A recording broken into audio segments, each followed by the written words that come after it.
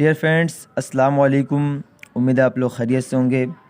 चलिए आज हम हल करते हैं लेसन 5th का क्वेश्चन आंसर, और साथ में आपको आज मैं एक ऐसा ट्रिक बताता हूं कि जिससे आप क्वेश्चन से आप आंसर निकाल सकते हैं, लेकिन चूँकि माइंड की ज़रूरत है, दिमाग लगाने की ज़रूरत है। अगर आप गौर करें कि जो 5th class, 6th class, 7th class की जो किताबें होती हैं, इनके अक्सर आंसर जो होते हैं उनके क्वेश्चन के अंदर ही होते हैं, लेकिन हमें दिमाग लगाने की ज़रूरत पड़ती है। अगर आप उसमें दिमाग लगाएंगे, थोड़ा सा ही चेंजिंग उसके अंदर आते हैं, चेंज करने के बाद आपके आंसर बन जाते हैं। वो बस चूँकि माइंड की ज़रूरत है। चलिए फ्रेंड्स, आज मैं आपको हल करके दिखाता हूँ और आपको ट्रिक बताता हूँ कि किस तरीके से हम आंसर को अखज़ करें क्वेश्चन से। चलिए, आंसर द फॉलोइंग क्वेश्चन, नीचे दिए गए सवालों के जवाब दें। What was the farmer doing one day? What was the farmer doing one day? एक दिन किसान क्या कर रहा था?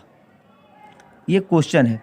इसका आंसर आप देखें, एक दिन किसान क्या कर रहा था, तो वन डे, अब देखिए, one day farmer was cutting his crop with his sickle.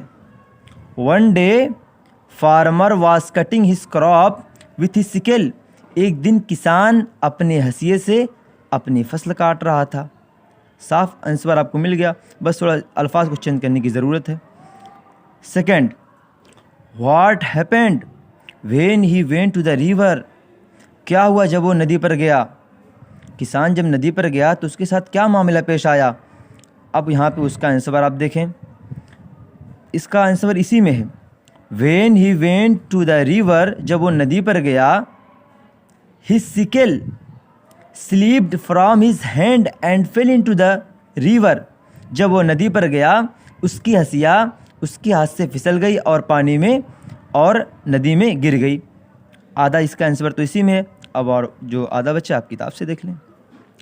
Third, who came out of the water? पानी से बाहर कौन आया? बस सिर्फ आपको ये बढ़ाने की ज़रूरत है। The river goddess came out of the water.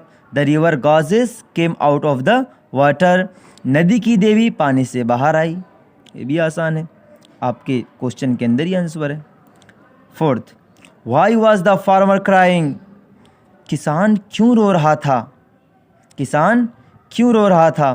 तो इसका आंसर होगा, the farmer was crying because His sickle has fallen into the river। किसान रो रहा था इसलिए क्योंकि उसकी हंसिया पानी में गिर गई थी, उसकी हंसिया नदी में गिर गई थी। Fifth, did the farmer take the gold and silver sickle? क्या किसान ने सोने और चांदी का हंसिया ले लिया? इसका आंसर होगा नो। इसका आंसर होगा the farmer did not take. The farmer did not take the gold and silver sickle. किसान ने सोने और चांदी की हंसिया नहीं लिया। Why was the river goddess pleased? नदी की देवी क्यों खुश थी? Why was the river goddess pleased? नदी की देवी क्यों खुश थी? The river goddess was happy on his honesty. क्यों खुश थी? The river goddess was happy on his honesty. नदी की देवी उसके ईमानदारी पर खुश थी। What did the river goddess give him as reward? नदी की देवी ने उसे इनाम के तौर पर क्या दिया? नदी की देवी ने उसे इनाम के तौर पर क्या दिया? तो इसका आंसर होगा कि the river goddess gave all the 3 gold, silver and iron sickle to the farmer. नदी की देवी ने उसे तीनों, यानी सोने की हंसिया, चांदी की हंसिया और लोहे की तीनों हंसिया दे दिया। The river goddess gave all the 3 gold, silver and iron sickle to the farmer. Word power, when we describe anything in a paragraph or a few sentences, we say we are writing a composition। जब हम एक